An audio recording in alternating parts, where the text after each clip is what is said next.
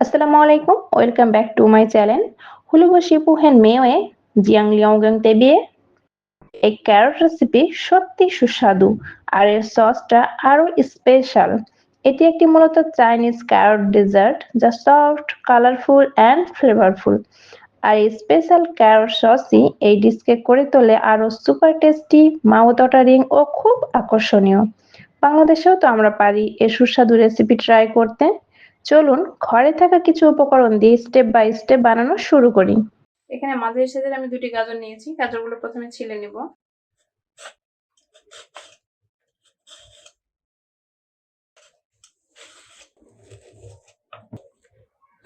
গাজরগুলো আমি slice slice করে কেটে নিলাম।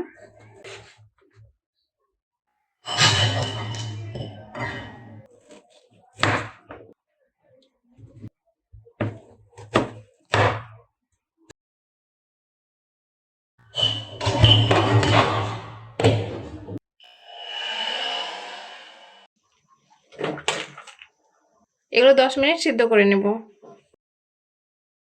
সিদ্ধ করা হয়ে গেছে, আমি এটা উঠিয়ে নিচ্ছি। আর এগুলো ব্লেন্ডারে ব্লেন্ড করে নেব।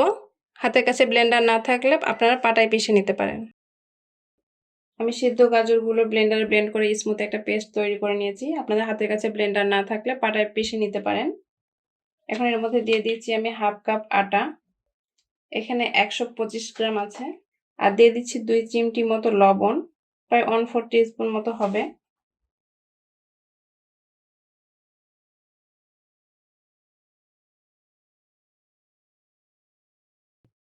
আমি আরো হাফ কাপ আটা দিলাম। অল্প অল্প করে মেশাবো এবং একটা সফট ডো তৈরি করব।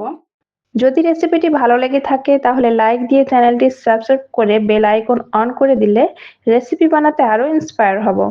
কমেন্ট করে আপনার মূল্যবান মতামত দিন রেসিপিটি কেমন হয়েছে।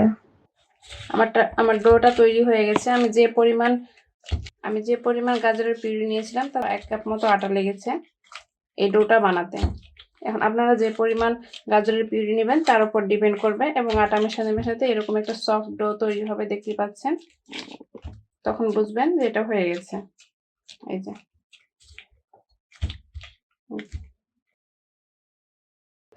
যেহেতু ডোটি একটু আঠালো তাই বলগুলো বানানোর সময় হাতের তালুতে সামান্য একটু পানি নিয়ে ডোটা বানালে সারফেসটা খুব স্মুথ হয় এবং ফেটে যায় না।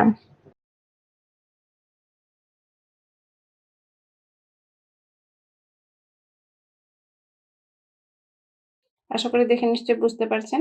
এরকম ছোট আঙুল দিয়ে ছিদ্র করে নিতে হবে।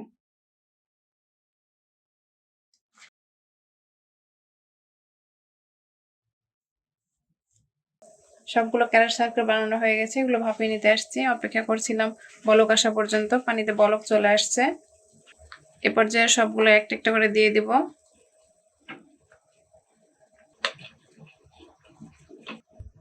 একটু আলতোভাবে নেড়ে দিতে হবে যেন একটার গায়ে আরেকটা লেগে না যায়। জাস্ট 5 মিনিট বয়েল করে নিব, খুব বেশি না।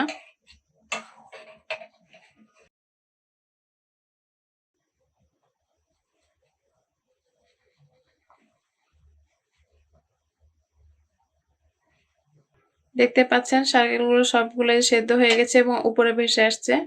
উপরে ভেসে উঠলে বুঝতে হবে এটা সেদ্ধ হয়ে গেছে। এ পর্যায়ে নামিয়ে নিব। আমার 5 মিনিট হয়ে গেছে। এটা অ্যাকচুয়ালি ডিপেন্ড করে এই যে আপনার সাইজ এবং কোয়ান্টিটির উপর। যে রকম সাইজে বড় সাইজে বানালে সেগুলো একটু টাইম বেশি লাগবে।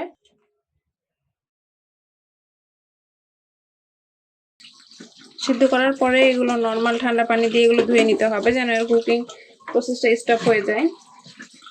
হয়ে গেছে। দিচ্ছি 1 টেবিল চামচ সয়া সস, 1 টেবিল চামচ টমেটো সস, 1 টিস্পুন চিনি, 1/4 টিস্পুন চিলি পাউডার,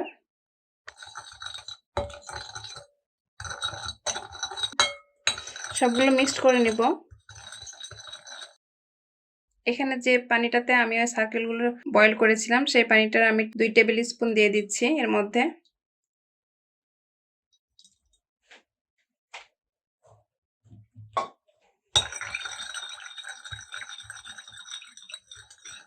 হয়ে গেছে।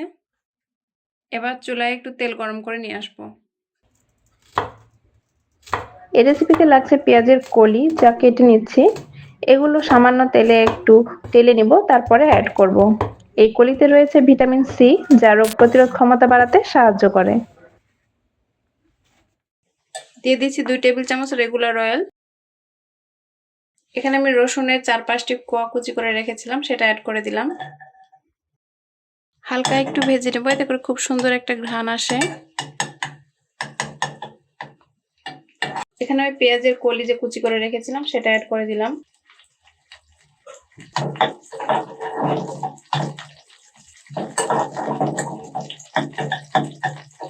এটা হয়ে গেছে, আমি এখন এটা নামিয়ে নিচ্ছি।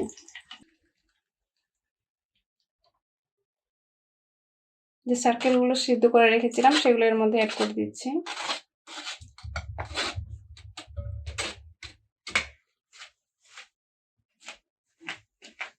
আশা করি রেসিপিটি ভালো লেগেছে।